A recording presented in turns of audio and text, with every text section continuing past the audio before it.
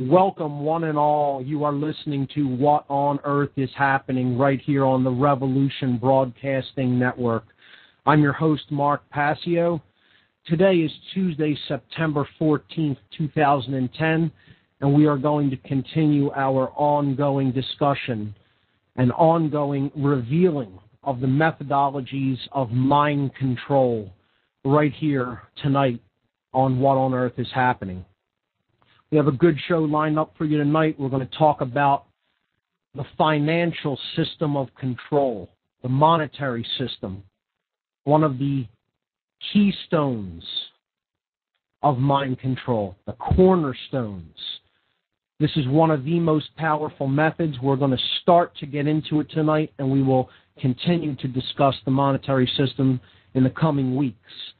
Before we get into our main topic of discussion tonight, I have a few event announcements for events that are coming up in the Philadelphia area. That's where I'm from, folks. And I like to always announce activist events that take place in this area to hopefully bring more people out and get more people active in this community. So with that, I have 3 event announcements for events that are coming up in the Philadelphia region. The first is next Monday night, September 20th, from 7 to 9 p.m., the great activist group in this area called Truth, Freedom, Prosperity is going to be hosting their monthly documentary screening and discussion night at the Ethical Society building. The Ethical Society is at 1906 South Rittenhouse Square, and this starts 7 o'clock p.m. sharp. They're going to be showing this month the documentary called 10 Rules for Dealing with Police. And I'll read the description of this documentary. Learn to flex your sovereignty with FlexYourRights.org's latest film, 10 Rules for Dealing with Police. From the creators of the 2003 classic, Busted, The Citizen's Guide to Surviving in Police Encounters, FlexYourRights.org has released its newest achievement, 10 Rules for Dealing with Police, a 40-minute docudrama which depicts innocent people dealing with heavy-handed policing tactics used every day in the United States. This film is a powerful resource that provides proven survival strategies for dealing with racial profiling and police abuse. After watching 10 Rules for Dealing with Police, you will be more confident and better prepared to handle every kind of police situation. Learn how to deal with traffic stops, street stops, and police at your door. Know your rights and maintain your cool. Avoid common police tricks and prevent humiliating searches. So once again, 10 Rules for Dealing with Police, free documentary screening and discussion, September 20th, 7 o'clock p.m. at the Ethical Society building, 1906 South Rittenhouse Square. For more information, please check out truthfreedomprosperity.org. Secondly, the Tesla Science Foundation, a group that I am honored to be a member of and to work with, just came off of our yearly conference back in July, the Tesla Energy Independence Celebrations, which you heard a lot about on this show. They're going to be hosting a Tesla Nights 2010 educational fundraiser to raise some money for the Tesla Foundation of Philadelphia. So this is going to be happening on Saturday evening, September 25th. Saturday, September 25th at 7 o'clock p.m. This is all ages. A $5 donation is requested at the door. It will be taking place at the Rotunda. The Rotunda is at 4014 Walnut Street, 4014 Walnut Street in Philadelphia. This will feature my presentation and lecture. I'll be speaking at this event. I have a presentation called Nikola Tesla, Free Energy and the Future of Humanity. There will also be a live Tesla coil demonstration and a musical act that is yet to be announced. The topics that will be covered in my presentation include: who was Nikola Tesla and why should you care? What were his greatest accomplishments? What did he attempt to do in the service of humanity, and why were his most visionary innovations never implemented? How was his name erased from the place it truly deserves in world history? Are the world-changing technologies that Tesla wished to bring forward actively being suppressed by institutionalized power structures? How different would the world we live in today be had Tesla been able to implement his plan for a new energy paradigm? How can we make Tesla's dreams in the early 20th century come true in the early 21st? Please note that this will not be a technical presentation. I'm not a scientist or an electrical engineer. If you're expecting a highly technical lecture, you will be disappointed, because my lecture is largely about ethical considerations and the questions that we should really be asking ourselves, like, what path is humanity on as a result of our worldwide energy paradigm right now?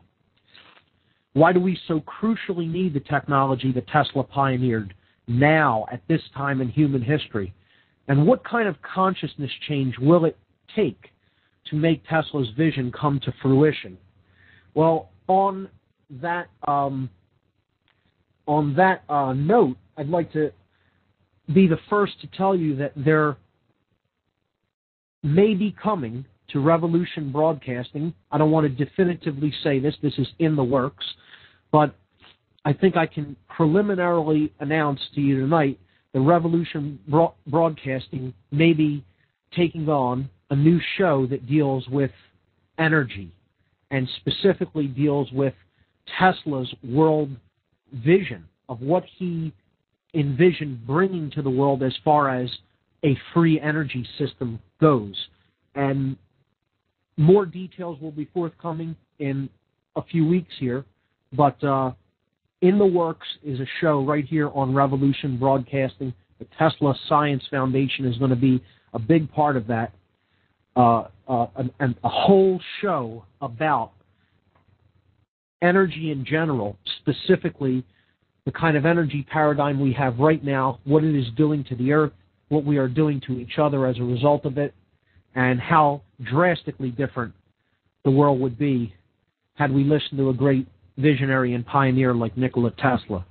So that's the second event announcement. And finally, Free Your Mind, a conference on consciousness, mind control, and the occult.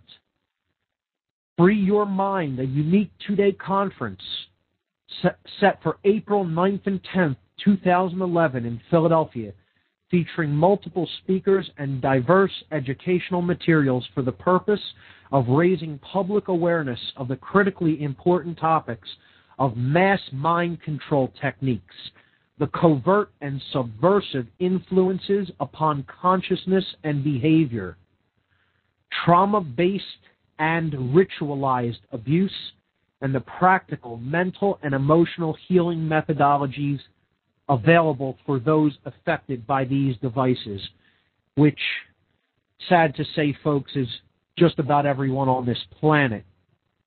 This is a conference that I will be co-hosting, along with many dedicated individuals in the Philadelphia area. The date, once again, Saturday, April 9th and Sunday, April 10th, 2011. The program will be running from 10 a.m. to about 8 p.m. each day. The doors will open at 9 a.m. each day. The location is Ruba Hall, R-U-B-A, Ruba Hall. Ruba Hall is at 414 Green Street in Philadelphia, 19123. The admission price set very reasonably at only $20 per person per day. We have 10 confirmed speakers so far, and we have at least 4 or 5 more speakers in the works that we're negotiating with to get them out there at the Free Your Mind Conference. Confirmed speakers so far: Aaron McCollum, Alfred Weber, Andrew Basiago, Farah Yurdozu, Jay Parker, Larkin Rose, Laura Eisenhower, myself, Mark Passio, Michael Kelly, and Suzanne Taylor. Great speakers lined up already with some more really special speakers to be announced in the coming weeks. For more information about this unique conference, please visit the conference website at www.freeyourmindconference.com. So those are the event announcements. Let me now give out the call-in number for this show. The call-in number, feel free to call in at any time. No taboo topics, as always, here on What on Earth is Happening. Please be patient when you call in. I may be in the middle of an idea or a concept. I glance at the switchboard frequently while I'm talking, so if I don't see you right away, please be patient. I will get to your call. I love taking calls on the show. The call-in number, 724-444-7444. Once again, the call-in number, 724-444-7444. When you call in, you have to put in the call ID number for this show. The call ID number for What on Earth is Happening is 83515. Once again, the call ID number, enter it after you call the call-in number. The call ID number is 83515. So, today we're going to begin an ongoing expose of mind control methodologies.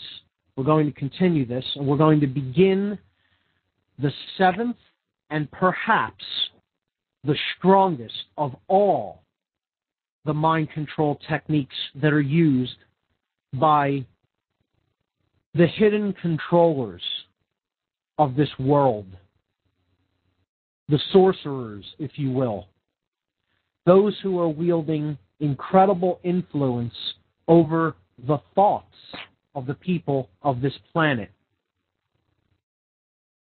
And that is the monetary system. The monetary system is probably the most monumental and the deepest entrenched of all of the methods of manipulation employed by the occultists of the world. And we're going to see tonight a little bit about how the monetary system is a technique of the occult. Again, that word conjures different connotations in people's minds when you say the word occult. And the first word that it most commonly brings up is evil. Well, there's a reason for that. That's a technique of mind control in and of itself. It's a technique of obfuscation to try to get people to think of a concept or an idea in a very specific way that you want them to think about it, yet not really understanding what that thing is. The word occult, we've talked about on this show many times, doesn't actually equate with evil. The occult could be used for evil. However, the word itself comes from the Latin. It comes from the verb occultare in Latin, which simply means to hide or to conceal. All the word occult means in and of itself is hidden. And indeed it is hidden knowledge.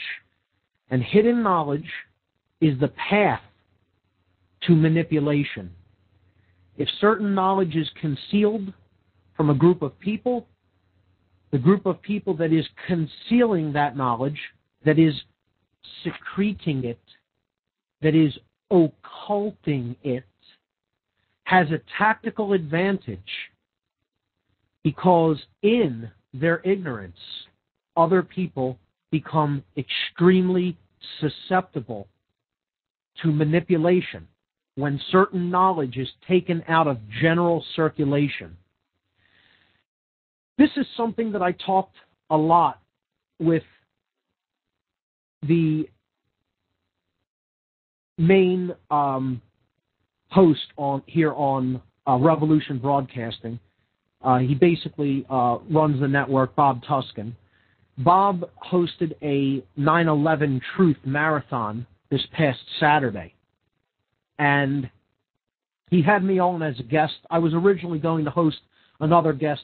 Plans really didn't work out for that, so Bob instead brought me on and hosted about a half an hour, 35, 40-minute segment, something like that, in which I really went into the occult aspects of what took place on 9/11/2001, this massive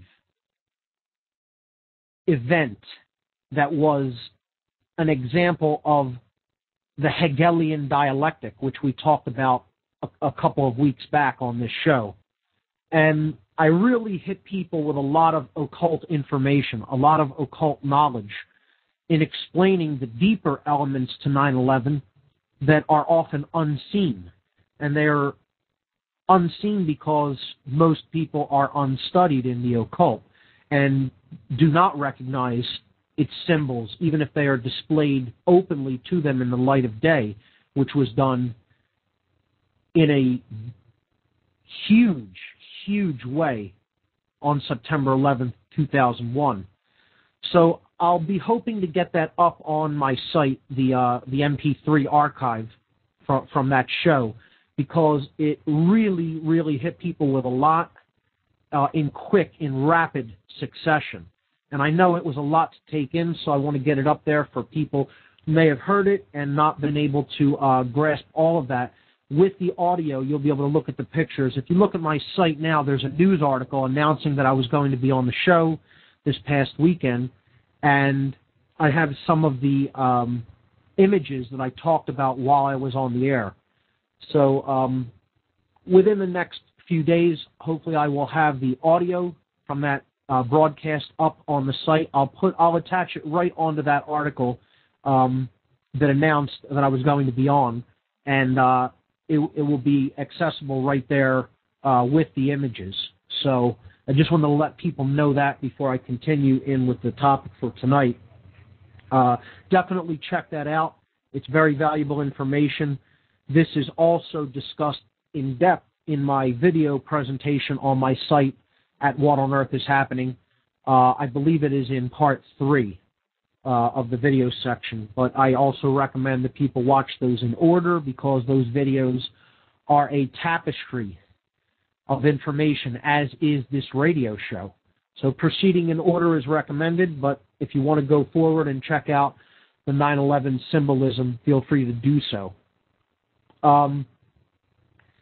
So we've talked about 6 mind control techniques so far. I am going to talk about 14 before we're through discussing what you could, in effect, call the negative side of the story. As I've told people many times on this show, this isn't a New Age broadcast. It's not affiliated with the New Age movement. This is something we talked about last week when I talked about controlled opposition. This show exposes the hardcore truths about what's taking place in the world. I feel that only in doing so and exposing this and looking at the shadow, not only of what's taking place in the world, but our shadow selves, what is taking place within us that is dark, that is hidden, that can be improved upon by us. Only through delving into this material can we really become truly aware and enlightened as to what is taking place and what our role in changing that darkness into something more powerful, positive, and empowering may be. Therefore, to that end, we do look into the negative. We look into manipulation techniques. We look into mind control. These are things not many people want to face, but they are very real. They are very active. They are taking place in our world all the time.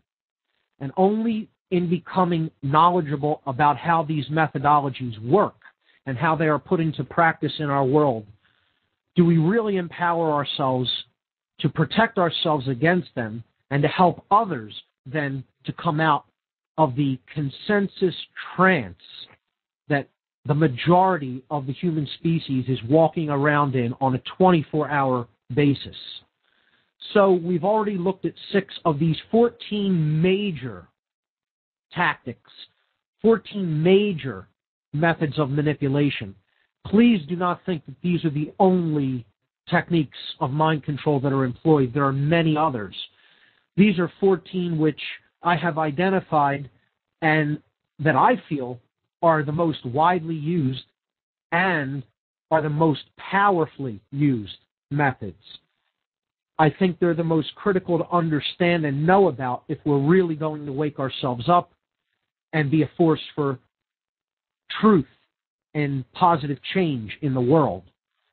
Therefore, I have decided in my presentation and on this show to specifically expose these 14 particular methodologies. So far, we have already discussed obfuscation. We have talked about worldview poisoning. We've also exposed the exploitation of subconsciously held primal fears. We talked about the divide and conquer strategy. We looked into the outcome-based indoctrination system that we laughingly call public education in this country and in the Western world. And over the last couple of weeks, we talked about the controlled oppositional paradigm, or what is simply known as dialectics.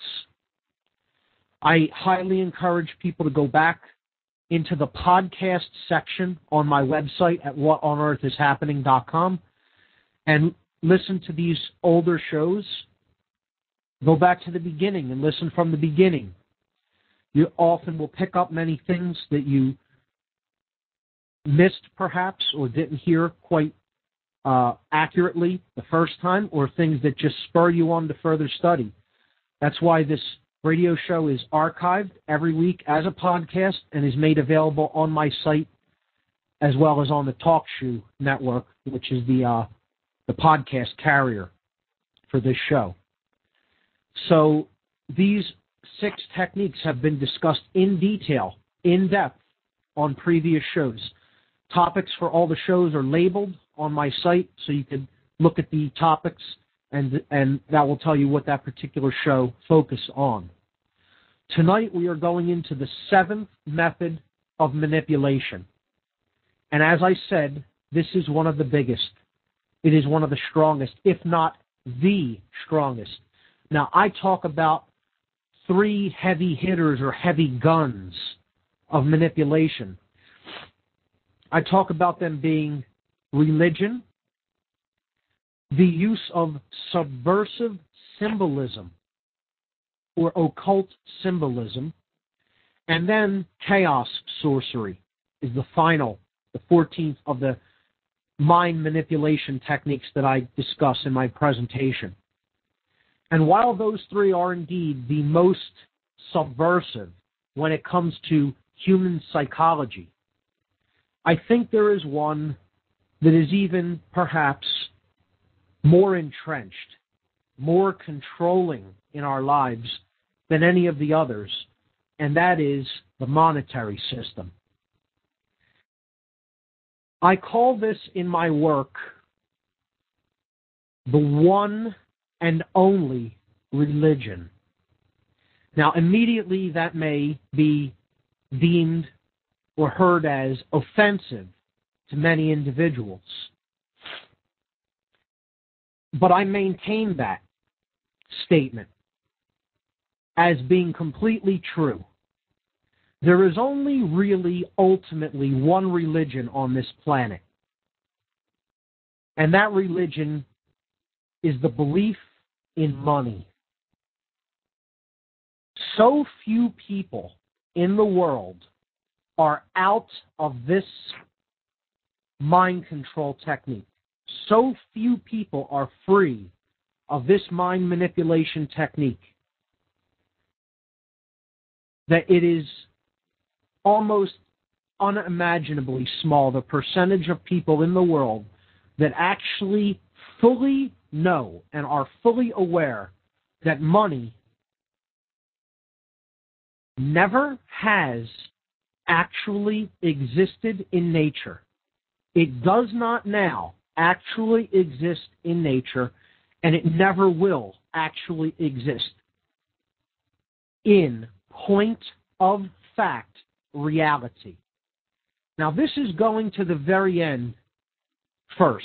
I'm giving you the very end of the analysis of this entire fraud, of this entire tactic, of this entire mind manipulation technique first, before we even go into how this system of fraud works.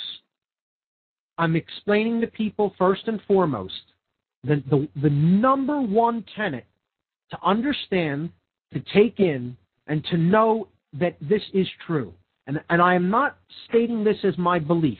Now, here's examples. Like last week on the show, I made it very clear that I was not making blanket statements when it came to talking about the New Age movement and some of the concepts that are contained in it and some of the teachers within it. I made it abundantly clear that I was not making a blanket statement. I said that discernment was needed when it came to understanding the New Age movement as a controlled opposition, as a form of controlled opposition. Today, I am making a blanket statement. There is no such thing as money, folks. It does not exist in reality. It is a construct. That construct only exists in one place, and that is the mind-controlled mind. That's it. I don't care what you think of that statement. I'm not interested. I'm telling you that that is the actual truth of what money is all about. It does not exist in nature. It only exists in the mind. And it only exists in the mind of the mind controlled. If you actually believe in this notion, you are under mind control. And I understand fully what I'm saying.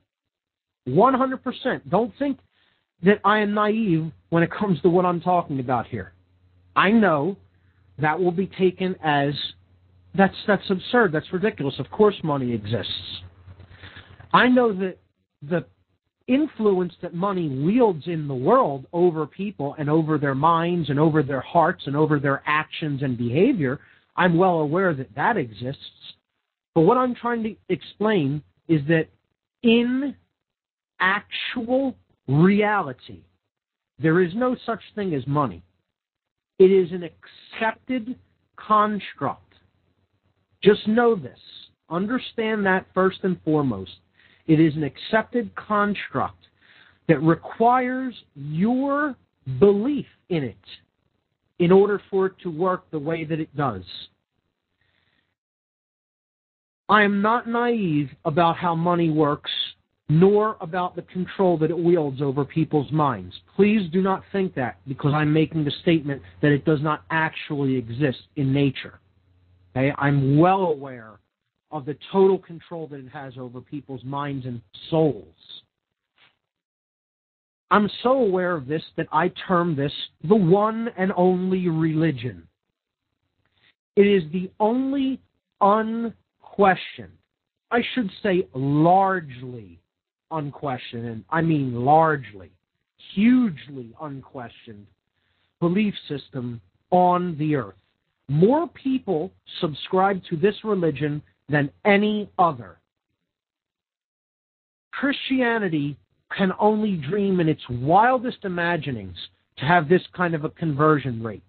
Islam would kill to have this many people believe in this as strongly, in Islam, as strongly as people believe in money. It would kill. Okay? You can forget about the religions. They are small potatoes next to the all-encompassing belief in money.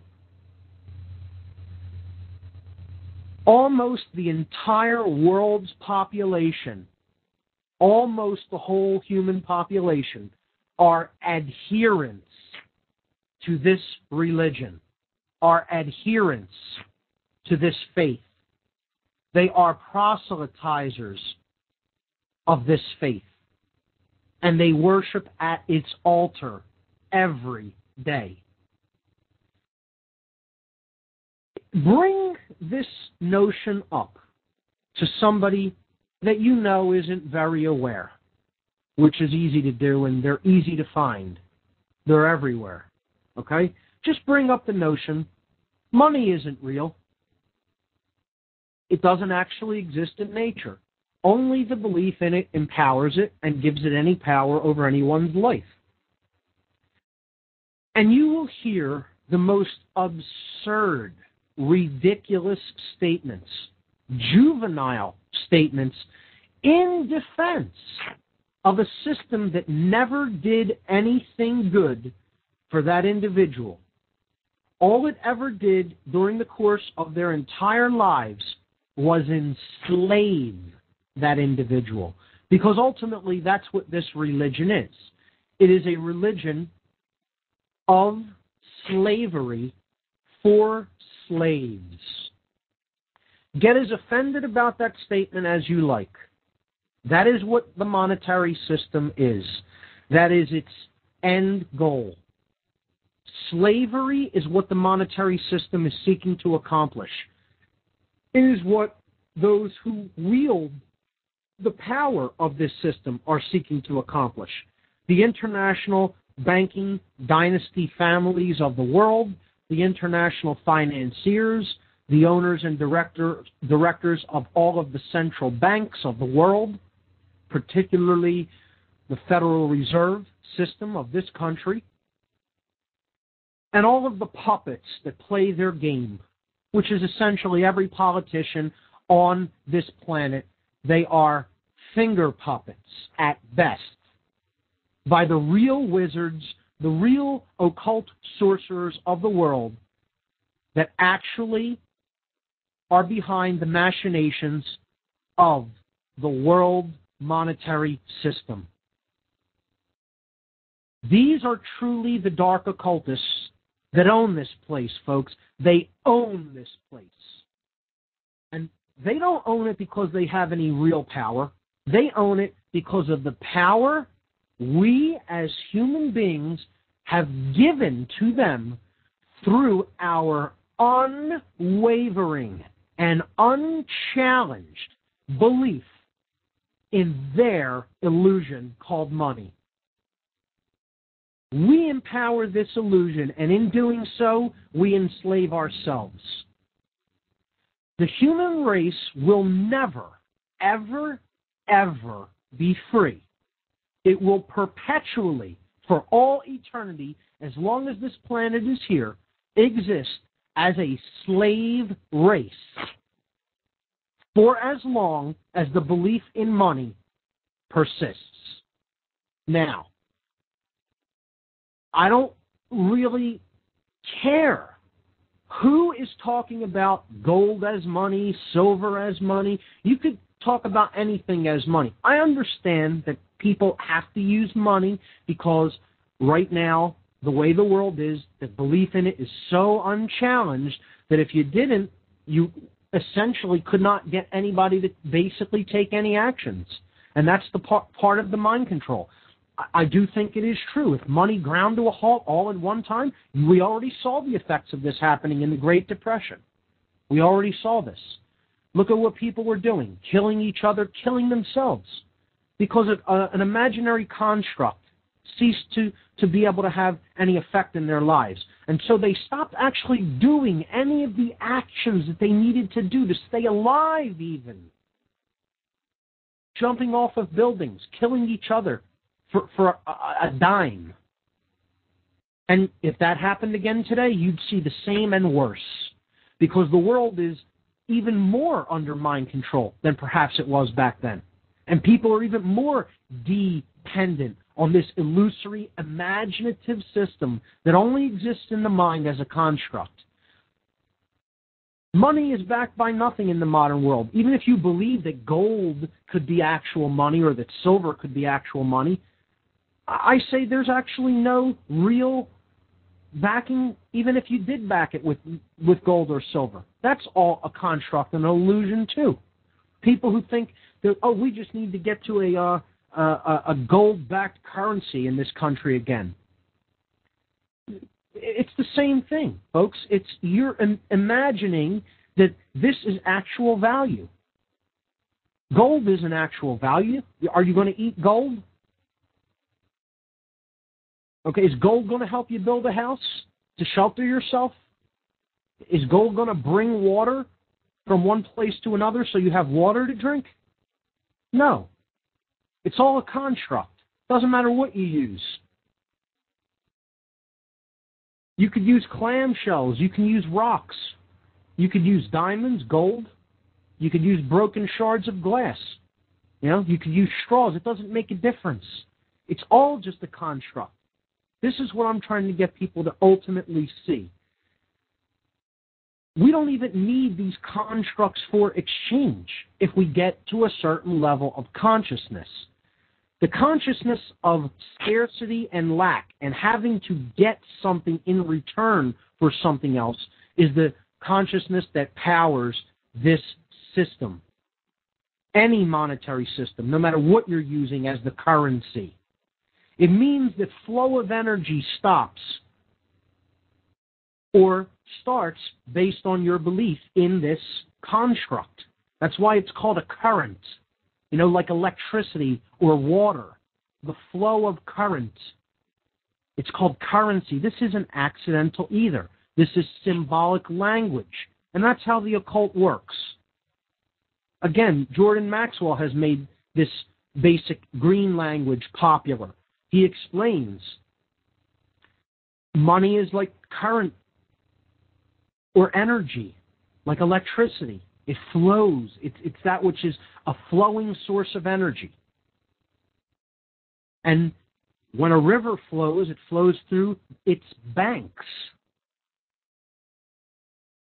This is called green language or alchemical language.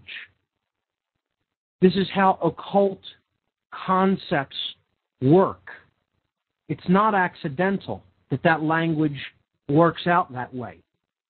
There is a significance to it.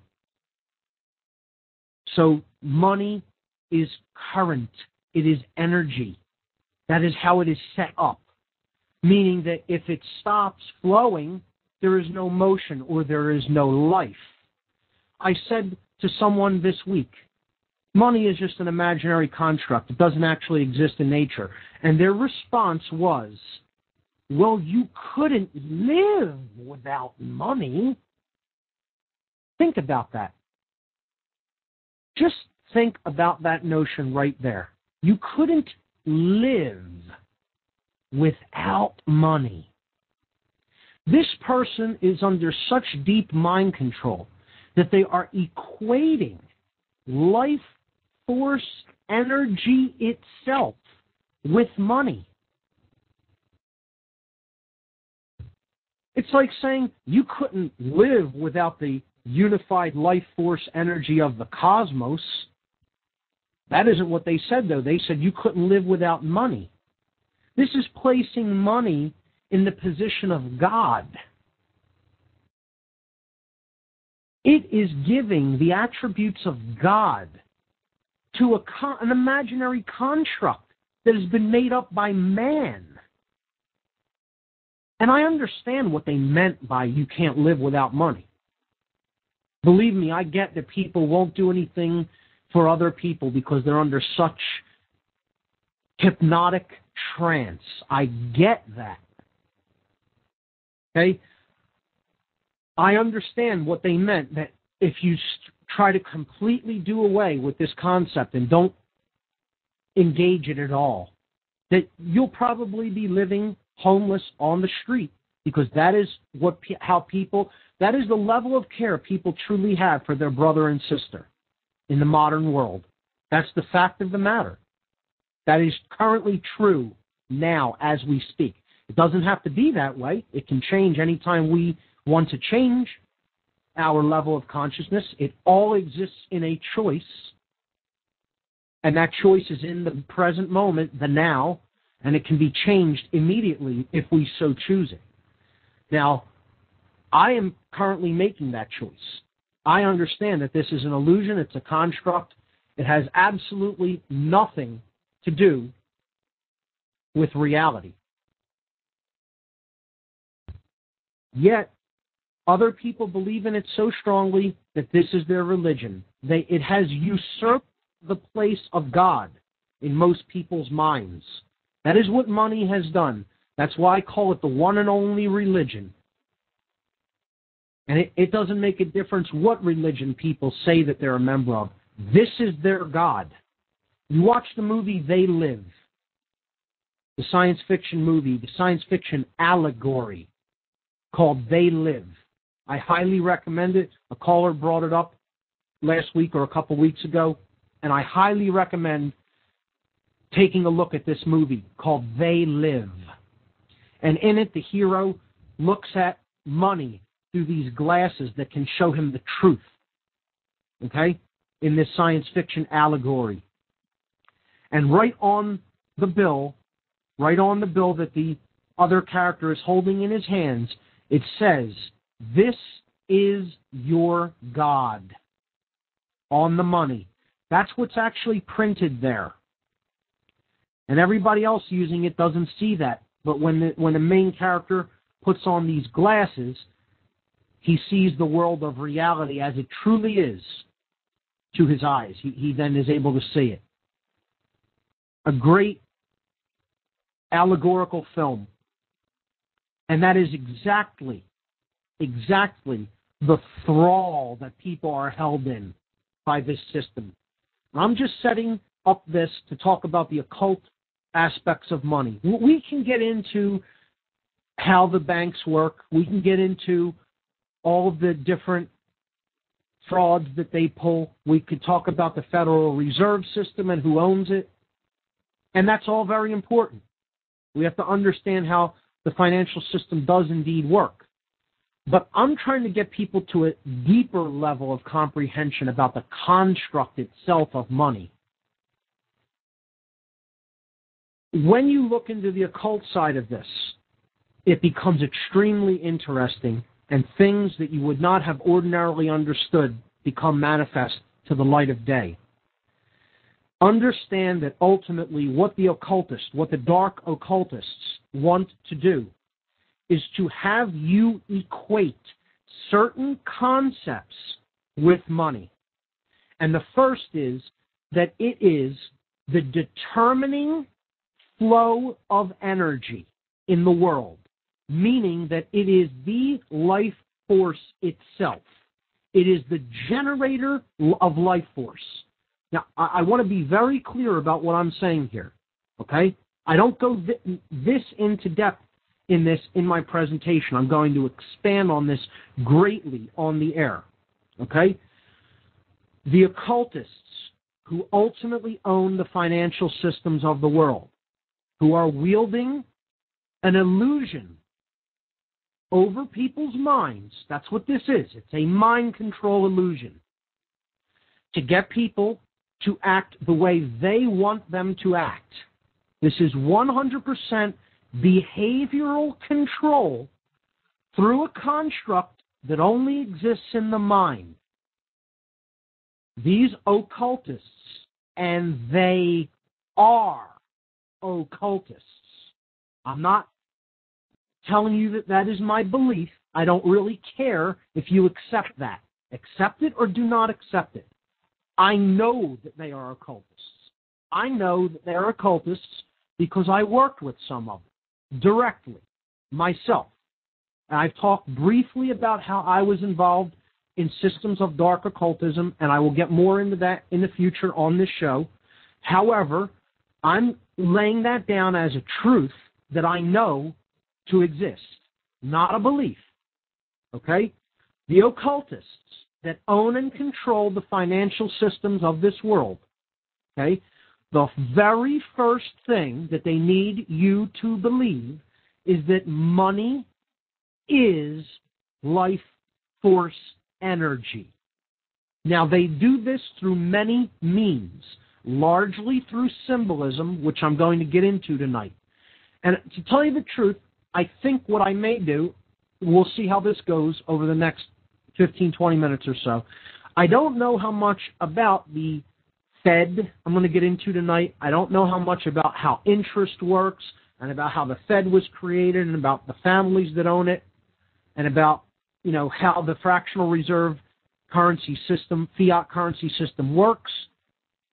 We'll see. I would probably rather leave that for the show that's coming up in 2 weeks, which I guess this is a good opportunity to tell you about. I'm going to be interviewing James Yeager in 2 weeks' time, September 28th, right here on this show. James Yeager is the documentary filmmaker that made the great documentary Fiat Empire. Fiat Empire. Fiat is spelled F-I-A-T. Fiat, it's a Latin word. It means so be it or let it be. And this also ties right into the concept I'm talking about right now, because the word fiat is the first word that is attributed to the God of creation in the Bible. God, in the story of Genesis, the Creator, speaks the universe into existence with the words in Latin, fiat lux. Let there be light. Fiat lux. Well, the word fiat means let there be.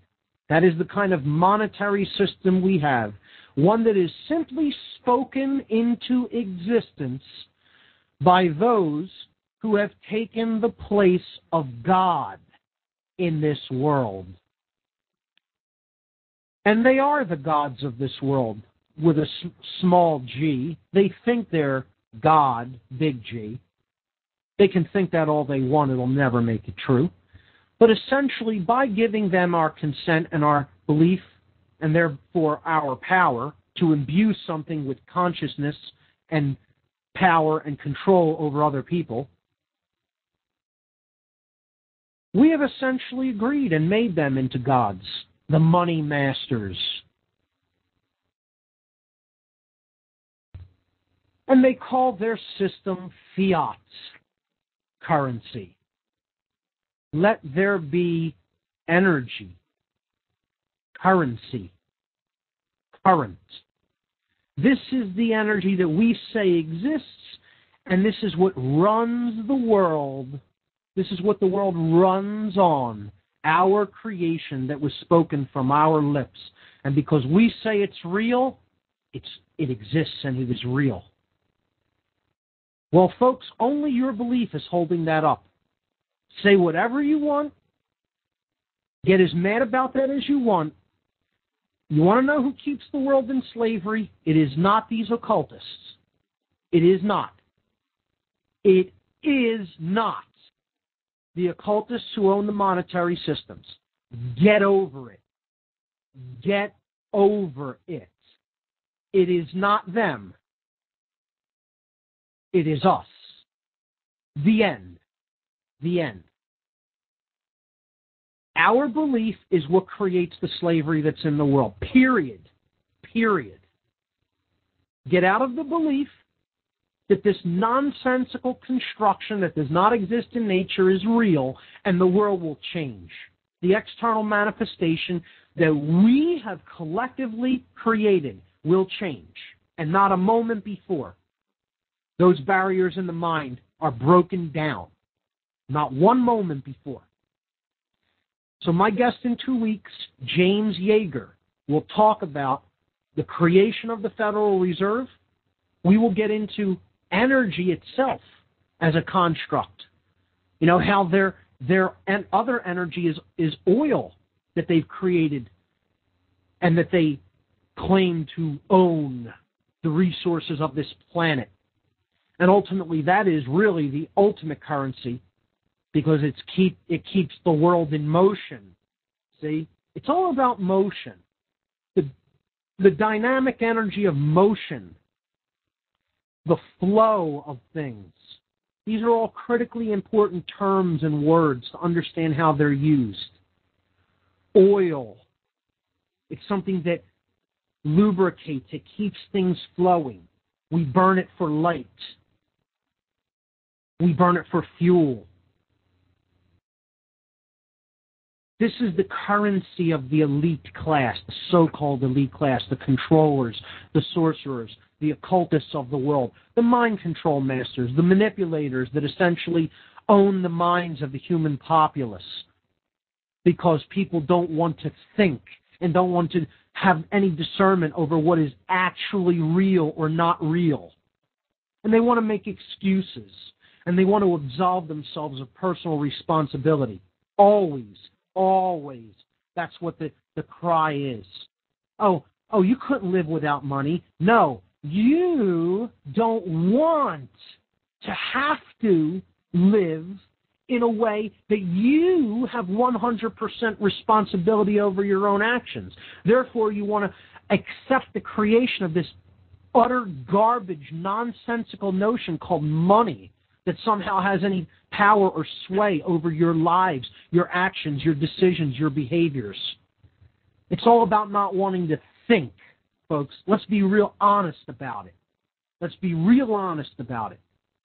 And stop blaming other people over, they're the manipulators and woe is us. Bull. Okay, bull. It takes compliance for this system to be perpetuated. And yeah, because so many people believe in it, unquestioningly, it's their religion. And again, the word religion is to hold back, to tie back, to thwart. It comes from the Latin religare, religare. And I'm tired of people who insist that this word comes from the Latin verb relegare. Well, I don't know about you, but I don't say religion. Do you? No, I didn't think you did. The word is religion, and the etymology is not relego. Okay? This is what people want people to think. And secondly, that etymology doesn't even make as much sense. People want to think that it means it comes from the verb lego, legere, read, and where we get the word law from, the legal system. It is not. That is not where it comes from. It comes from the Latin verb to tie, ligeo, legere, to bind, because it is occult binding. It is magical binding. That is what religion means. It comes from the verb religo, religare, which means to tie by binding. It can also mean to hold back, meaning like a leash around one's neck, to hold back, like a yoke, like the reins of a horse ties the horse back or binds that animal, or the yoke of an ox. That is where the word religion comes from. And it means to bind, to hold back. The word religo, religare in Latin can also mean to thwart. When you are holding somebody back, you are trying to thwart what they are ultimately trying to accomplish or a goal that they are ultimately trying to reach. And that is what religion is. It is thwarting. It is binding. Okay? And the monetary system is the global religion, folks. People talk about the global religion coming in as part of the New World Order. Well, I have news for you. It's already in place, and it's been in place for thousands of years. The one world religion is the belief in money. And it's already here, and it's been here with us for a long, long time. Money is the religion that controls the world through mind control, and it has usurped the place of God because it is considered the energy through which the world is given the ability, the actual ability to exist. People think that without it, the world couldn't exist. People couldn't exist. I answered this person who said, you can't live without money. I said, could you explain to me how all of our ancient ancestors lived without the concept of money thousands of years before money was actually invented? Would you tell me how you got here if you can't live without money? People lived on this planet without money for tens of thousands of years and got by just fine. Money is not as ancient of a concept as you would think. It is thousands of years old, but it is nowhere near as long as human beings have existed on this planet. It is, however, the most unchallenged belief on the earth. And therefore, I call it the one and only religion. People believe in this 1,000,000 times more strongly than they believe in their God. Ask any Muslim, ask any Christian, ask any Jew, ask any Buddhist for that matter. They all believe in money, folks. I wonder where all the priests are who say that they give their lives over to God when we're having a rally outside the Federal Reserve building. Where are you at? You're certainly not listening to this show or paying attention to anything that's real. If you were really trying to make some change happen in the world, you'd be out there helping us try to end an evil and corrupt institution like the Fed that's doing the work of the demon. It is basically doing the work of the entire demon consciousness that infects this place. Well, you won't see any religionists get involved in that because their 501c3 status might be in jeopardy then, folks. And then out goes, all the money coming into that donation plate tax-free. You know what I'm saying? Yeah, you know what I'm talking about.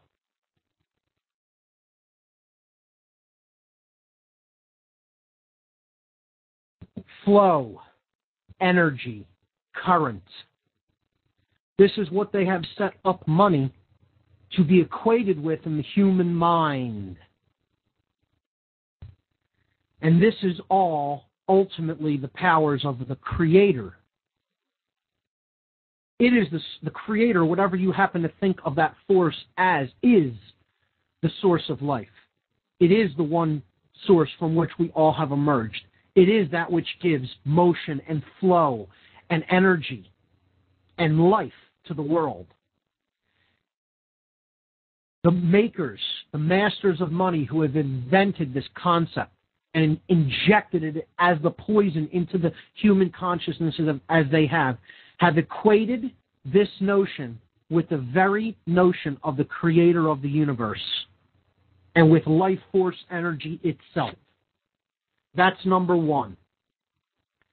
We will also start to look at some of the symbols, the occult symbols that are used on money. And this is jumping the gun a little because I'll be talking about symbolism later on future broadcasts. But it's important to look at some of the symbols that are on money and understand what they really mean. Because not only is money a religion, it is binding. That's what religion means, and money certainly binds the mind. This construct is essentially a use of talismanic magic. A talisman, T-A-L-I-S-M-A-N,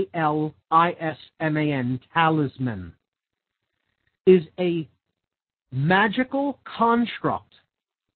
It is a symbol, often a series of symbols, that is imbued with power by carrying it and referring to it frequently while it is being carried.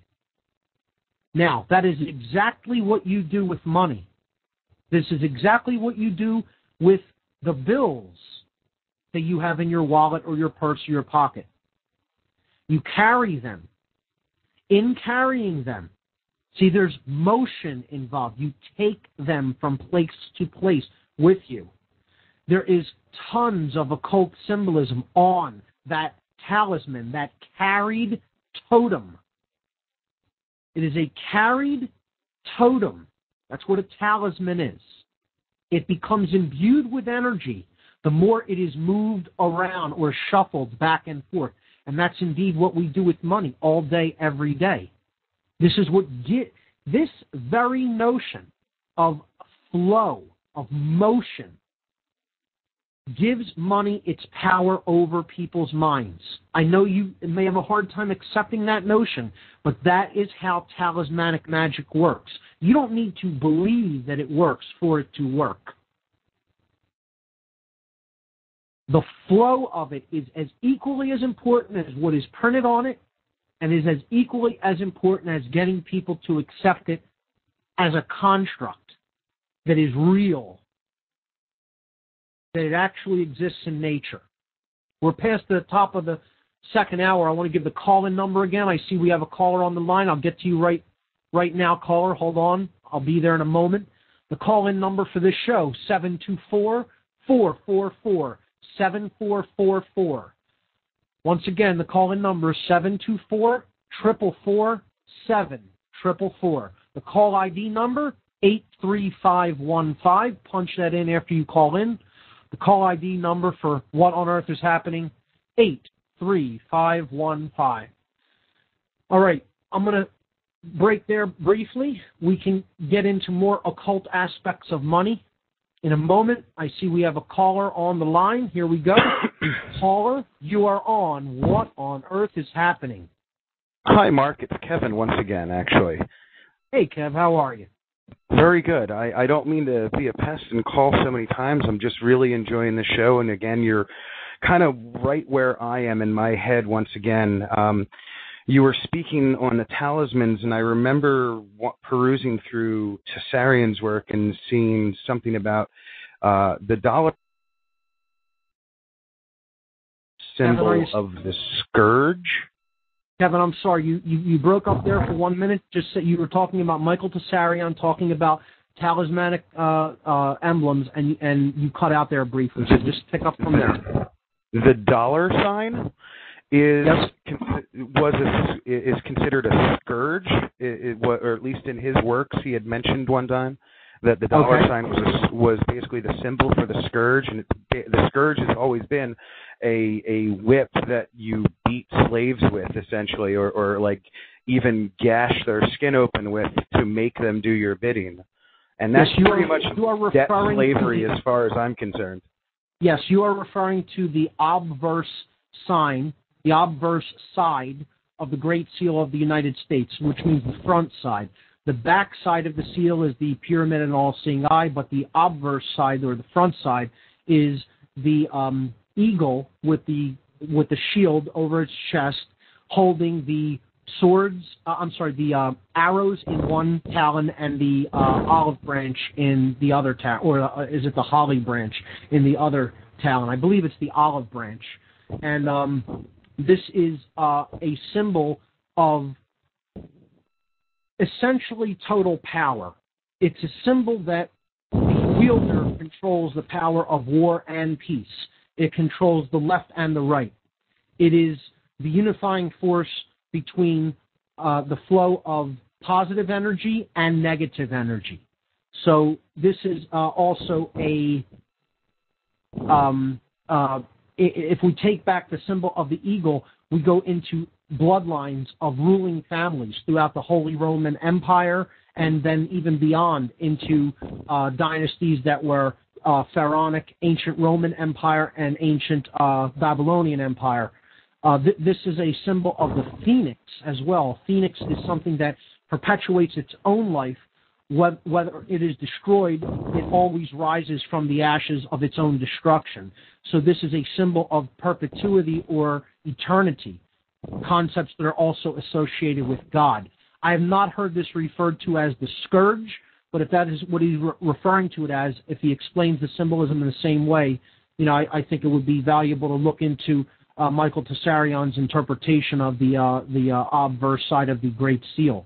Actually, I believe it was just simply the initial dollar sign itself, like the actual, like it's a stick with then the kind of rope coming off of it, and that's the whip, essentially. So the imagery, sign itself, the actual the dollar sign itself.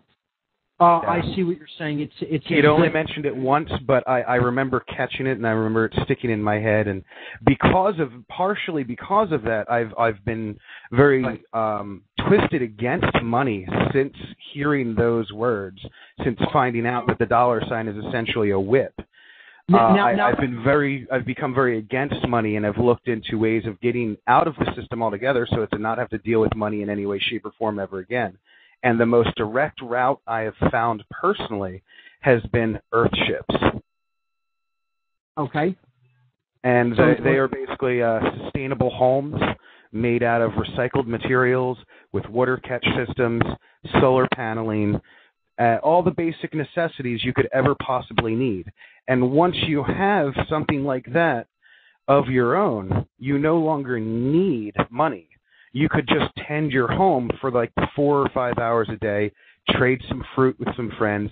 Maybe if a currency of some sort does then climb out of that level, we're, say, assuming we found some sort of balance where every human being on the planet could actually have one of these things, we would then have a much more communal aspect going on of then real free, fair trade amongst people, barter. We wouldn't need money anymore because we wouldn't need all your little... You wouldn't need to pay a bill to someone to get water. You wouldn't any longer need to pay a bill to get electric, so on and so forth. Your home is your own power plant and so on. Right. This is just something that I found. They had it in the movie Garbage Warrior, if anyone has seen it. I have not. I'll check it out. That was pretty much a really sweet way of going about things. And there's a place right outside of Philadelphia called Silver Lake Nature Center, if you don't mind me giving a little plug. Sure. That is this Wednesday at 6:30 is going to be having a free informative seminar. You can just look it up at silverlakenaturecenter.org.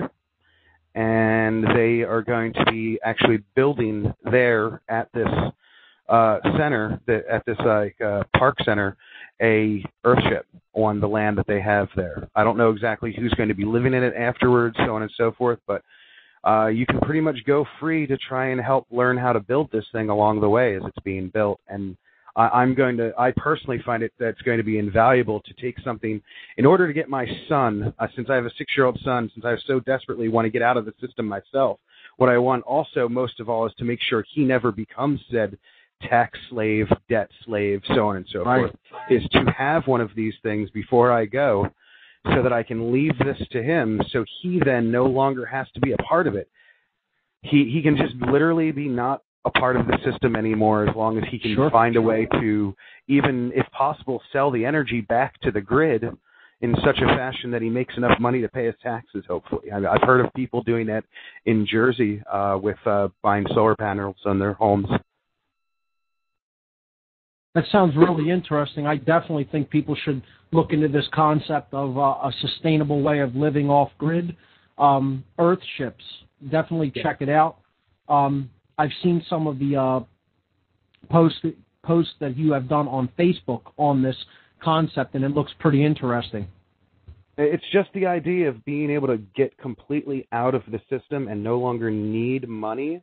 It just seems like an invaluable thing, considering the crash that looks like we just barely prevented recently and still could very easily come with just one horrible Christmas season could literally tear half the planet apart because we're not buying enough stuff from China, and that flow of energy and flow of money, like they even mentioned in the movie Network, that ebb and flow has to be there or society won't exist. Heaven forbid we don't have money. Well, I think I figured out a way to get out of needing money just about altogether. And look it up yourself. Don't take my word on it. Earthship Biotecture, but it's earthship.com, earthship.org.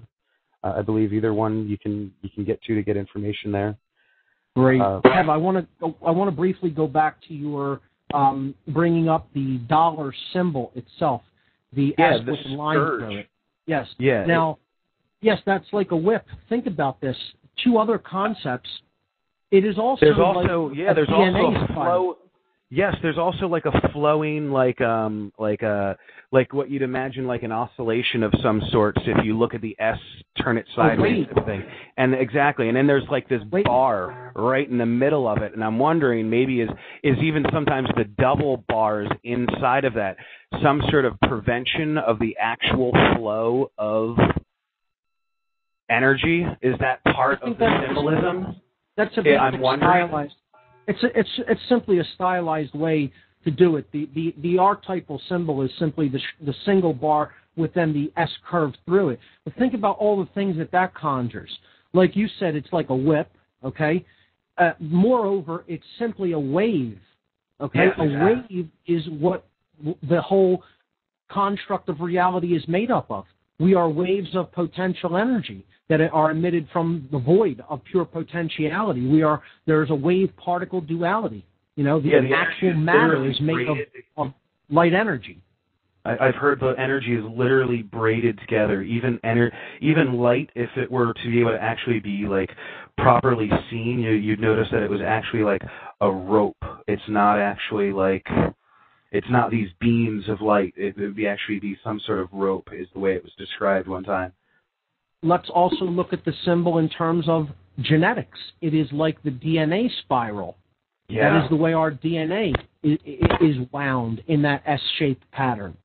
Okay, so this goes to the idea of the caduceus, the snake around the pole. Okay, yeah. Serpentine energy.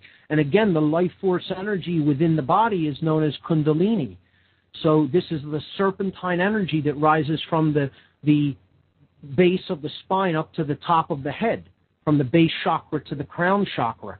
This energy has to do with life force and enlightenment, etc. And that's what it also moves in this S curve, a serpent curve. They call it the serpent energy. It is called Devi Kundalini, the Kundalini serpentine energy.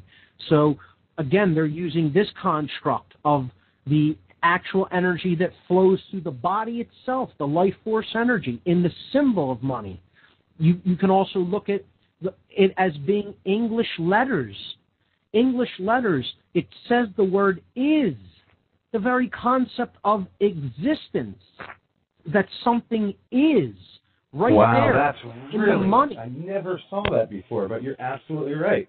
That's exactly what it looks like. It's like one letter is piled on top of the other. Right there in the pattern is the word is, and then if you take that to another level, what you're really seeing is a name, I-S-I-S. The word Isis is just formed of those two letters, and this is the goddess of the sacred feminine energy that basically gives rise to everything that happens in the world. This is called, in certain aspects of the occult, most notably Freemasonry, which is derived from subversive use of sacred symbolism. Right. This is derived from ancient Egyptian symbology, which Freemasonry widely employs. And again, I am in no way saying that Freemasonry, as a system of study and a system of allegory and symbolism in and of itself, what it is attempting to convey, is in any way negative or bad. I made that very clear when I was talking about Freemasonic symbolism in association with the 9/11 event when I was on the air with Bob Tuskin this past Saturday, and I want to continuously reiterate that. Traditions that I talk about, that I mentioned having to do with certain forms of symbolism, in no way am I condemning them or saying that these are inherently bad systems of study. Okay, they may be co-opted in certain ways in the modern world, and that has been true essentially since they have been in existence. And sometimes in really disturbing ways, too, because like I remember you and I had a long time ago a conversation about how, and I believe you've mentioned it actually on your show before, about how the two squares, when laid on top of each other, is a stop sign in the center of it. Yes. And I saw just... in wandering around, I noticed other signs the same way. The sacred feminine is the symbol of the downward-facing triangle. So, yes. so that being on the yield sign, that's right. The yield sign, Like, that Absolutely. really messes with me when I noticed that. I was just like, wow, has our society become so subverted that we don't even notice these types of things? And I'm wondering, is that yield sign specifically on the sacred feminine to suggest then that women yield? And become more slave-like and so on? That really kind of disturbed me when I noticed that. The yield sign is the way that it is because they understand that that symbol is associated with the submissive side, and they're trying to elicit that reaction in the person who is driving and seeing it. Therefore, they're using the inverted triangle. They wouldn't use a upward-pointing triangle to depict the concept of yield, because that is an active sign and says, basically go or thrust, as the male side of the male-female duality. So, of course, they would use the inverted triangle for that. That's just in a sense of that they understand what this symbology subconsciously invokes in the viewer. Whether the viewer is aware of that or not is irrelevant. This is what I'm trying to say. It doesn't make a difference whether you consciously understand this, right? It's actually subliminal persuasion in a fashion. Right. I don't know exactly how else to call it. But see, in the Freemasonic tradition, Isis, okay, the sacred, and this isn't just Freemasonic, this is Egyptian tradition. Again, some of this symbolism makes its way into Freemasonry, okay, but Isis, again, the flow of money, the name ISIS, okay, in conjunction with the whole concept of the verb is, to be. It's a form of the verb to be, which connotes existence in and of itself, okay? All that is. Right, the wave form of energy, okay, which gives rise to everything. The potentiality from the void gives rise to matter. So this concept is all there in the symbol, and it has to do with the sacred feminine energy.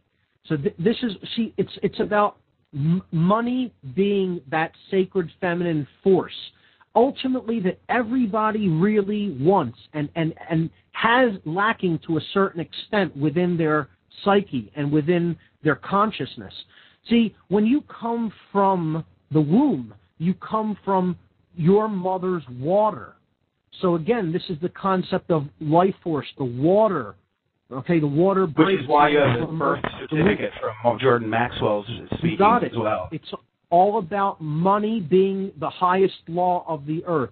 This is maritime law. Maritime, meaning marine. Okay, Mary associated with the God. Watched something with that, and I just watched something with Jordan Maxwell speaking about this in it, like the other day on a documentary of some sort.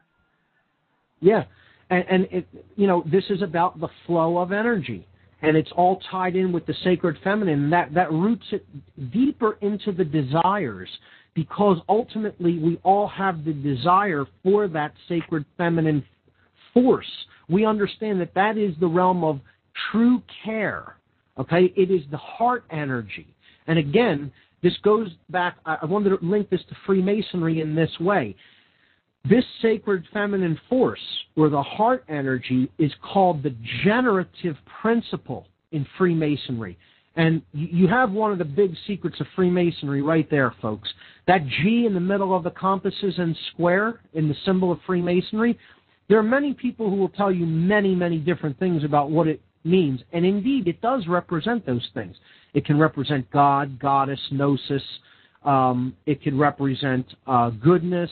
It can represent the gene, right? Okay, Genesis, okay, which is the act of creation. And think about it, gene and even Isis is in the word Genesis, right? Right. Gene is also gene and Isis. Yeah. Okay, those two words right there. What we're talking about: genetics, DNA, the money symbol itself. I know we're getting really esoteric here and talking about symbolism, but these are all concepts that go into the subconscious mind when it comes to money, okay? And I like doing this better than talking about how the Fed creates money. Okay, we'll let James do that in a couple of weeks, and he'll do a better job of it than even I would, okay? But I want to get into the occult aspects, the really deep aspects of this. See, that G in the middle of the compasses and square in Freemasonry ultimately represents the generative principle. That's something that name for that concept, the G, in the middle of the compasses and square, is something that you're only going to, that will only be revealed to a high-level Masonic initiate. And this is what the concept ultimately represents. That's what that G ultimately represents, the generative principle. And what that means is the creative force. But what the true creative force is has to be understood even when talking about the generative principle. Well, what is the generator? What is the generator that is indwelling within us? The sacred feminine force that is the generator of our experience. What it really ultimately is our care. What we care about.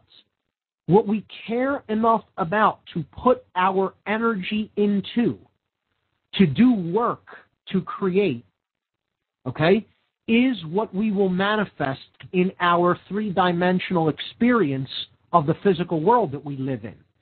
And that's why care, or the heart, okay, is the heart is the generator of the body. It's the pump that fuels the body with the life force energy that is contained in the blood. So it is the generator pump. A generator is a pump of energy, okay? The generative principle of care, of true care, what we ultimately care about, and what we ultimately care enough about to put energy into, to create, is what we are ultimately going to end up with in our three-dimensional experience in the physical continuum in which we live. Therefore, that's the real secret of Freemasonry, is the generative principle, and it is care. And this is why I say the world is the way it is for us, because ultimately not enough people care about how this stuff really works. They don't care about what's going on in the world. Oh, and most of all, they don't care about what's going on within themselves to learn enough about the self. However, the dark occultists of this world, they have a form of care. Twisted though it may be, psychopathic though it may be, they care about what they are doing to such an extent that they are on the same page about it. And that's why the universe will give them a modicum of power and control over their reality, because everybody else has essentially said, I don't care. I've given up that power, and I'm handing that power over to you. And the universe is always going to acknowledge that and say, okay, well, that's how the energy is flowing. You're giving up your real generator, which is your care, and you're handing it over to people who care in a very dark way about what they're doing, but they care. In Godfather 3, not on top of that equation. In the movie Godfather 3, I believe the one main character was speaking about how all their ships must flow in the same direction. Right.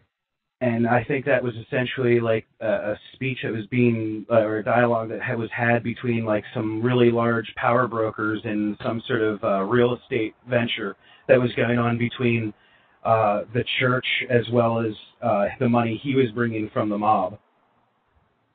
Yeah. And they're talking about this concept right there in their choice of words, flow. You know, yes. I mean, people are using this in ways they may not even understand. They may not even understand fully how it works, the makers of a movie like that, but they're getting the concept in, whether it be deliberately or whether it be synchro-mystically, through the creative process. They're telling truths about how the world actually is in the creative process. And that happens in a lot of movies allegorically. So, yeah, I mean, look at how many concepts just got drudged up just by talking about the symbol of the dollar bill, the actual symbol of the dollar, the S with the line through it. And it's absolutely amazing when you think about it. So, Kev, I want to thank you for calling, and don't feel like you can call in too much. You can never call in too much. I like hearing from people who call in on a regular basis, and I like hearing from new callers as well.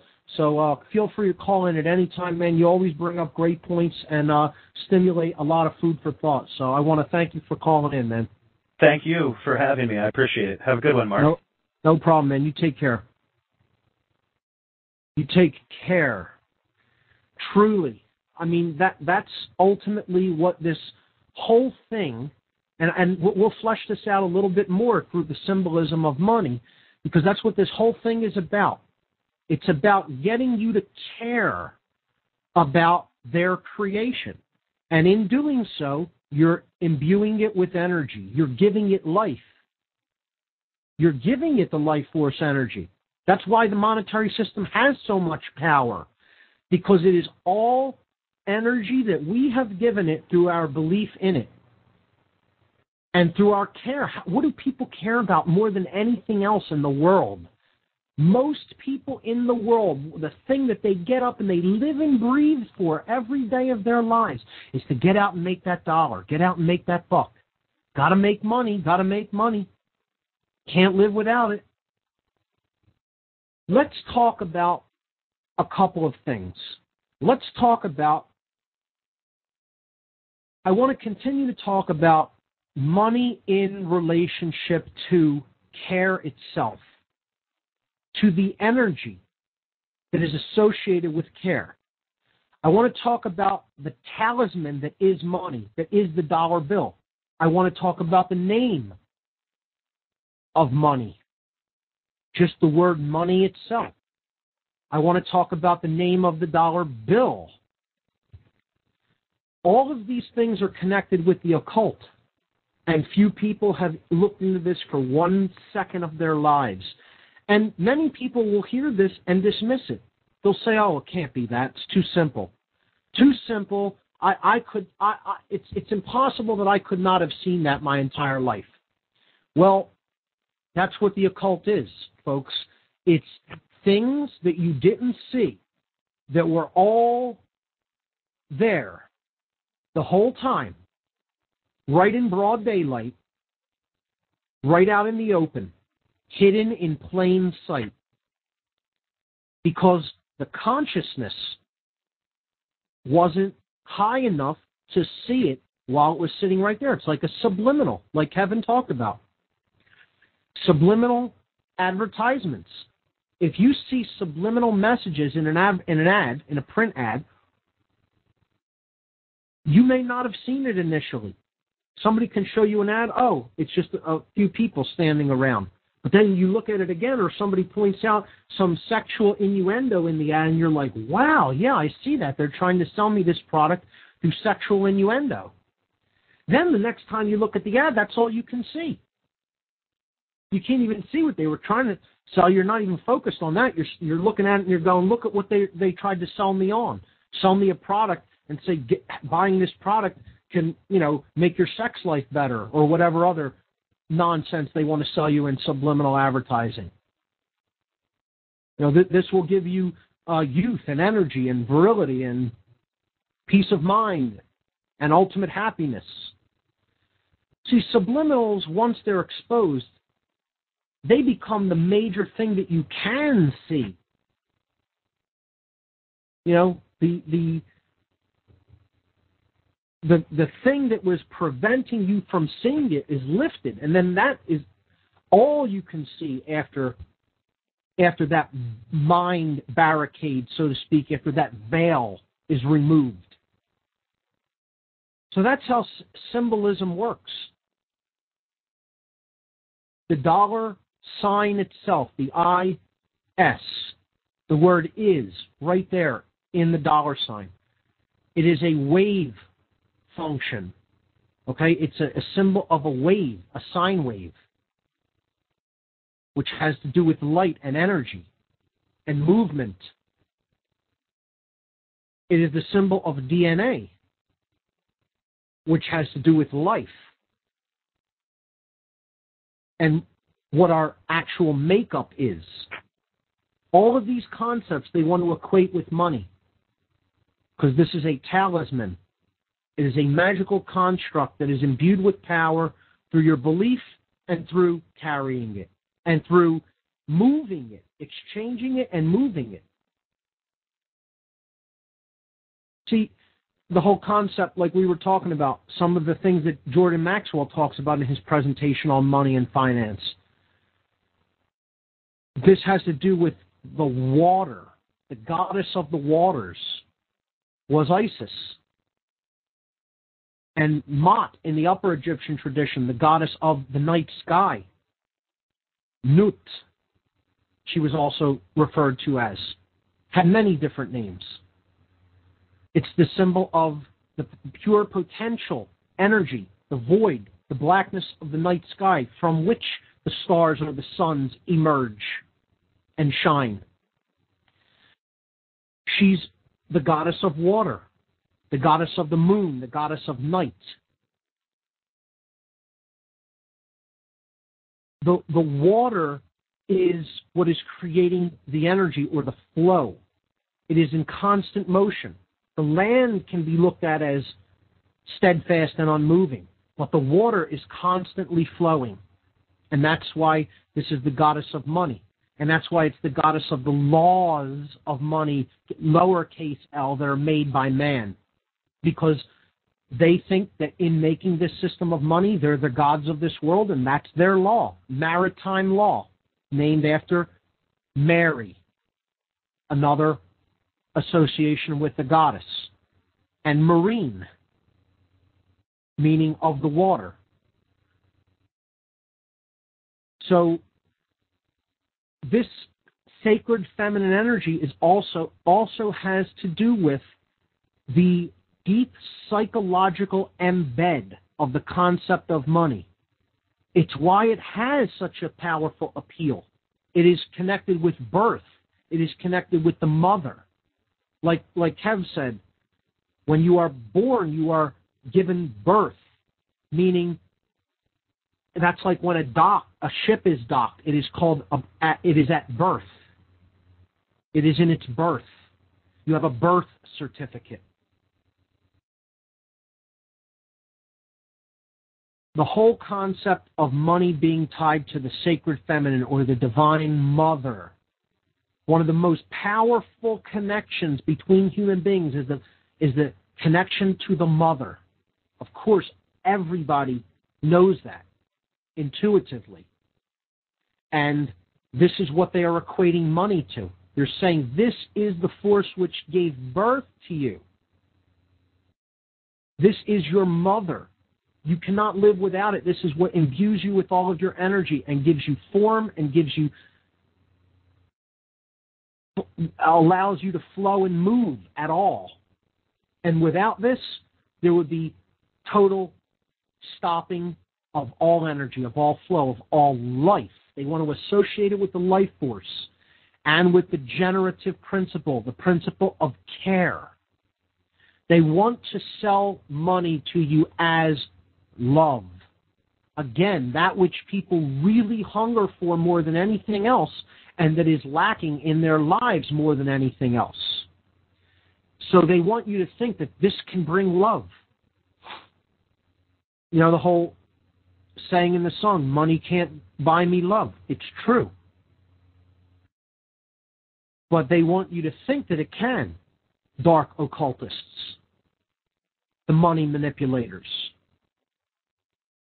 the sorcerers of the world. This is their scheme. The color of money is associated with the concept of love. Now, people will say, how is the money's different color in different areas of the world? I'm talking about the color of money right here in the United States. Because this is the place that money has the most powerful sway on people's minds out of anywhere else in the world. Yes, it is a powerful force of mind control everywhere in the world, but nowhere is it at the level of control over the minds and hearts of people as it is right here in this country. And I would say bar none. Bar none. Green. People will say, how does green associate with love? You think of a heart, you would think of red or pink or something like that. But that's just the color of symbols as they are drawn, by people drawing them in the modern world for, cartoons and cards and things like that. And of course, that's the color of it actually within the body. And red is a color associated with Valentine's Day and, flowers, etc. The true color that is associated with the love force, when we are talking about esoteric traditions and the occult, is green. So people will say, why is this the color associated with love and the love force, love energy? Let's look at this for a moment and we'll understand why they make money green. The whole visible spectrum of light, which we're talking about money as being a form of energy. Okay? So light is basically everything that exists. Everything is light condensed to a slower vibration. But the universe is essentially comprised of light energy. It's a wave-particle duality.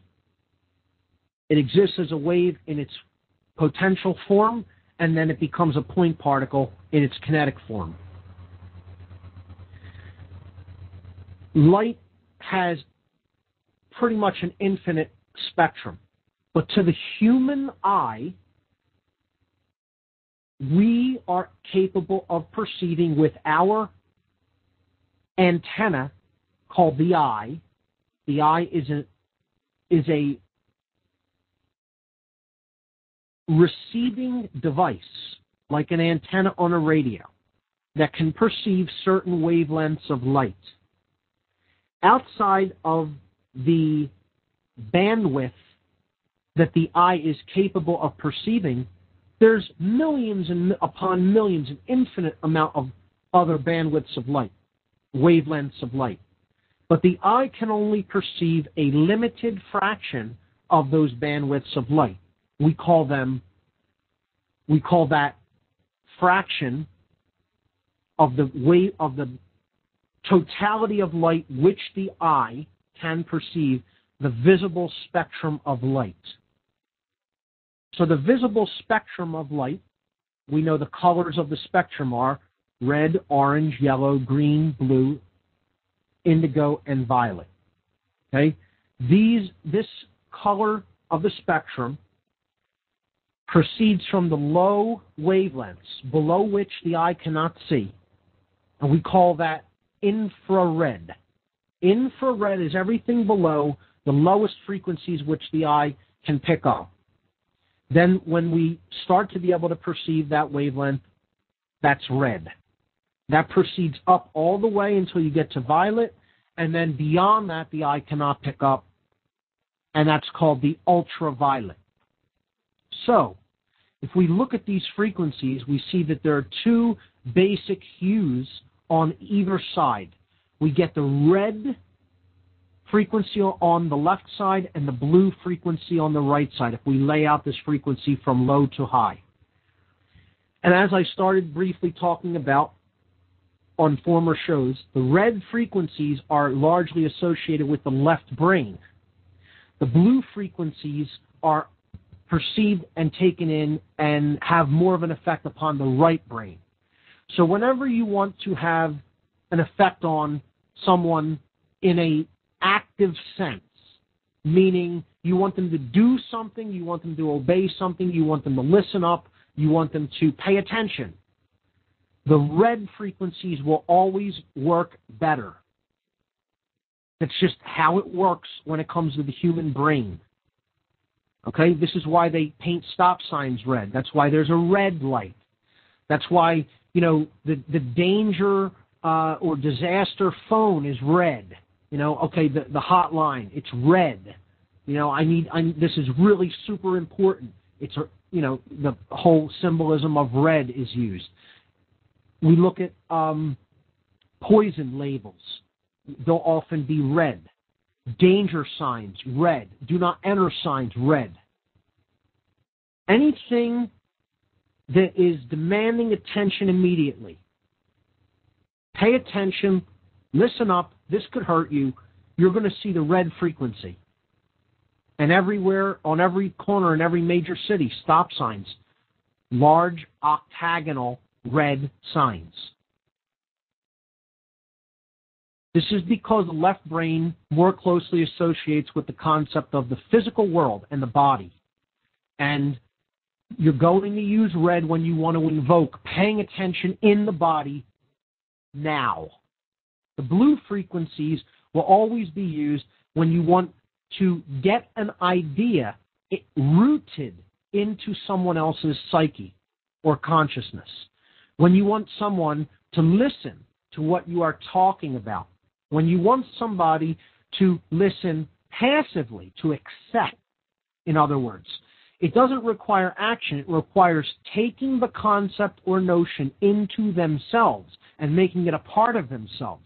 The blue frequencies will always be better suited to that.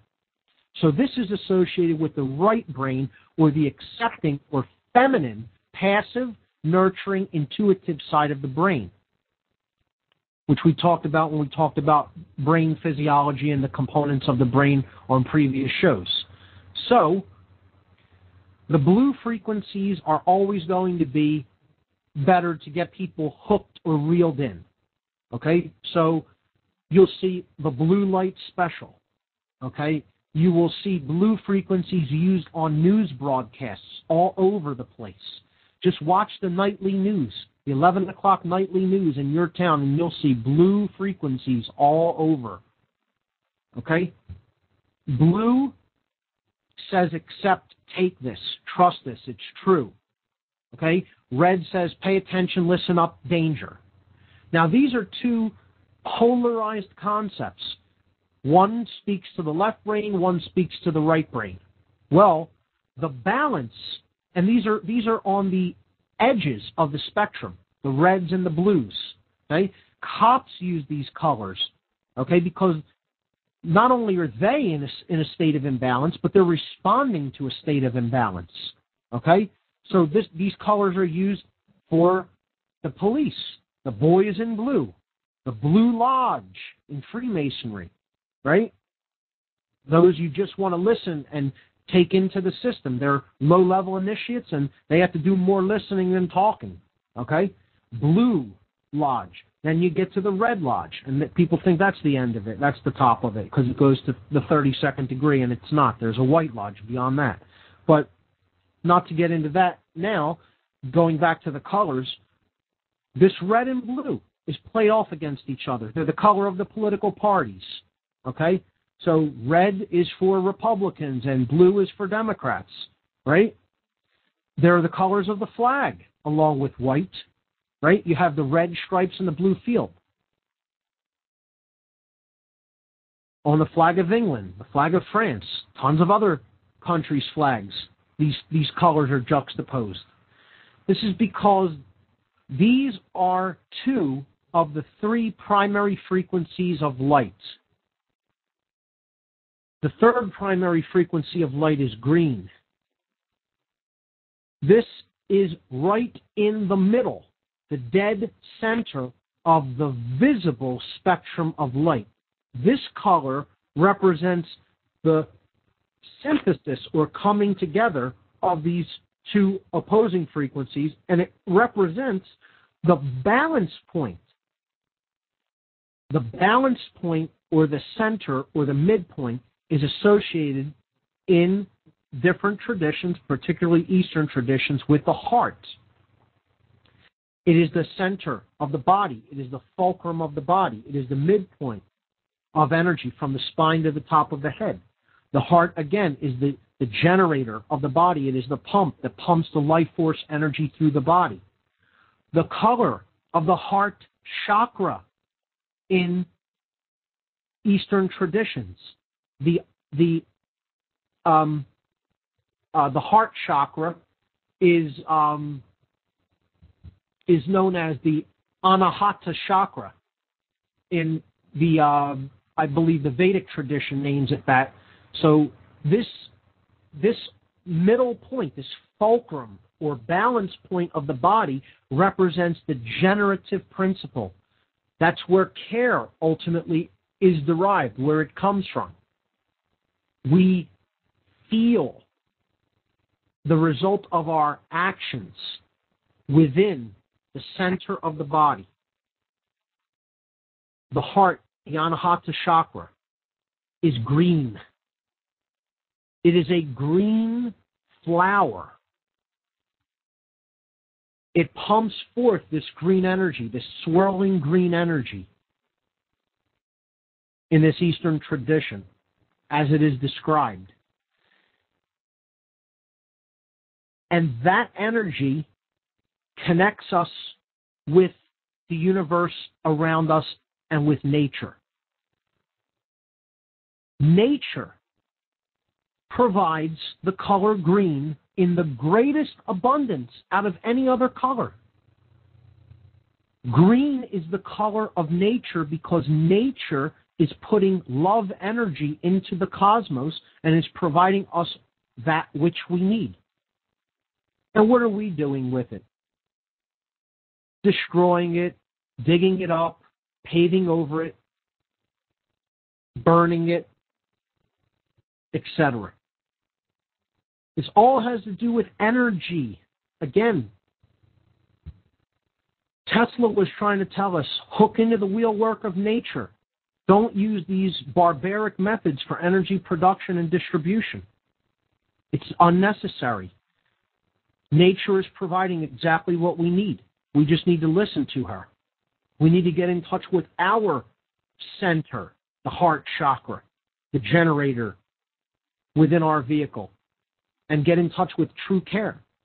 All of these concepts are being exploited when it comes to money because the occultists that designed the money that we use are trying to get us in our minds to equate the notion of money, to equate their fantasy, their illusion of money with the concepts of balance, with the concepts of care, and with the concept of love. They want us to think that this is the life force energy that flows within us and gives us life. They want us to think that this is love energy, that this is nature's life force, and that this is all that we should care about. That's ultimately why they color the money green in the United States. As for other countries, they have other colors for money, but here they're trying to hit the consciousness of the people harder than anywhere else, and therefore they made it the color of balance and love, green, the color of the heart chakra, the color that nature provides in greatest abundance out of love. Let's just look at the word money itself, which of course I have to get into in talking about any of the occult concepts of money. And if you think that coloring the money green is done for a simple concept, once you understand what green really represents, this one really should, basically put you in an uproar because it's so simple. Most people can't believe this when they hear it. I've heard all kinds of the gamut of reactions when you bring this notion up to people, what I'm about to tell you. Some people go, wow, I can't believe that. I never saw that my whole life. And I've said this word a billion times and had it said to me a billion times, and I've never noticed that. You get the amazed reaction. You get, whoa, wow. I never realized that, too, all the way down to, no way, impossible. That's impossible. Because people see how simple this is and how simple the occult works on the human consciousness, and they have to think to themselves, that's so simple, I would have been able to see it if that's how simple it was. You couldn't have fooled me for all these years. You couldn't have done that. But yes, it is that simple. It is this simple. That's how the occult works, through words and symbols. And they're associating those words and symbols with other things. Associations. That's how mind control works. The word money is in and of itself one of the greatest forms of mind control ever perpetuated on the planet, because the word money means one eye. M-O-N is the prefix meaning one. Mono. One. And again, that's also a feminine word because it comes from the moon. M-O-N. Monday, the first day of the week, named after the moon goddess.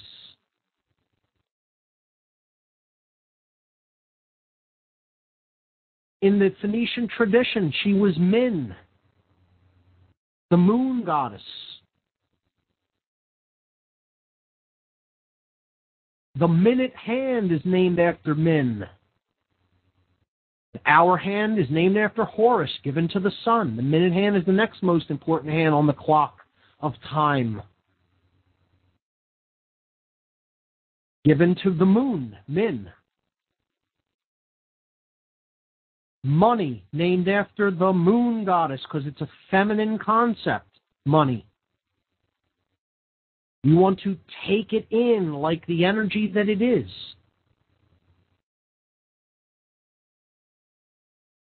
And it flows like the goddess of the waters.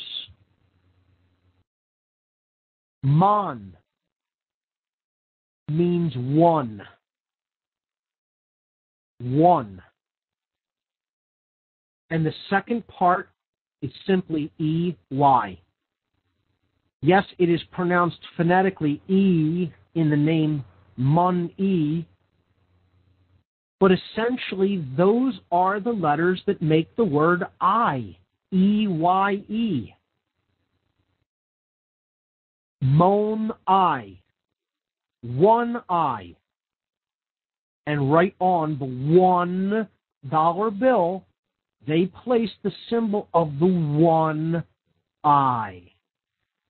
Now, we don't have time to go into this tonight. That'll be a show unto itself, the breakdown of the reverse of the Great Seal of the United States, the pyramid and all-seeing eye, Anno Equeptus Novus Ordo Seclorum,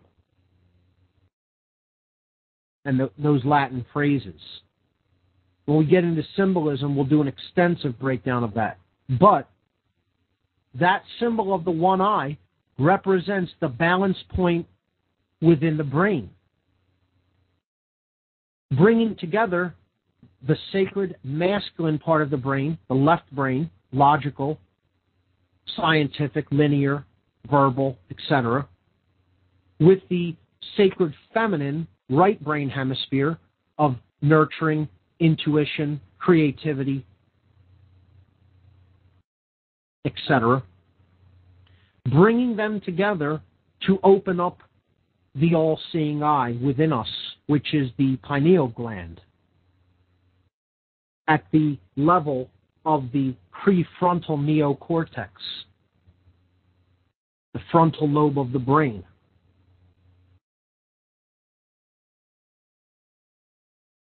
And of course, this is where the third eye is traditionally referred to in Eastern mystical traditions, in between the other two eyes. Well, that is what that one eye ultimately represents on the back of the dollar bill. And it represents getting in touch with the light of the Creator. Only in becoming enlightened do we do that, and only through the balance of the left and right brain hemispheres do we reach that point of enlightenment and the awakening of the one eye. They know that this is what people desire above all else. We can only do that through care and through love. To get to that place of balance is a labor of love, and you did it because you cared enough to do it. You were motivated, you were driven, and the force that really drove you to do that was the truth. And there are many people in the world who are at that state of consciousness. But what the dominators and the control freaks of the world who own the monetary system are ultimately trying to get you to do is to identify their illusion of money with the all-seeing eye. And again, this is a concept of God, and it is the concept of awakening the God consciousness within through the opening of the one eye that exists within us, the pineal gland. So they are putting this symbol on the money, the $1 bill, which we'll talk about the name bill. I briefly mentioned it, but we'll get into that as well. That's the name of their God. Sounds funny, but they worship Bill. It's the name of the dark god of the dark occultists of the world, the dark sun god. Bill, Bel, Baal, Bull. Satan is depicted as a bull. The god of this world, the only religion, is the $1 bill. The biggest, the most powerful secret society in the world of dark occultists is the Bilderberg Group. We want this illusory form of energy to pay our bills. We're giving it right back to their God. Not only does it come from their God, we want Bill's energy to pay bills. So it really goes nowhere. It just goes right back to them. But they're calling it the one eye, deliberately. Mon eye, money. Well, folks, money is not the one eye. You're being given a proxy in place of the real thing. Open your real one eye, which is within. Okay, they're trying to give you this as a proxy, selling it to you, and most people are buying it wholesale. Okay? And they want you to believe that this is enlightenment, that this is love energy, that this is nature's energy, and that this is care, and that it's balance. The green focal point of balance, which comes out of love.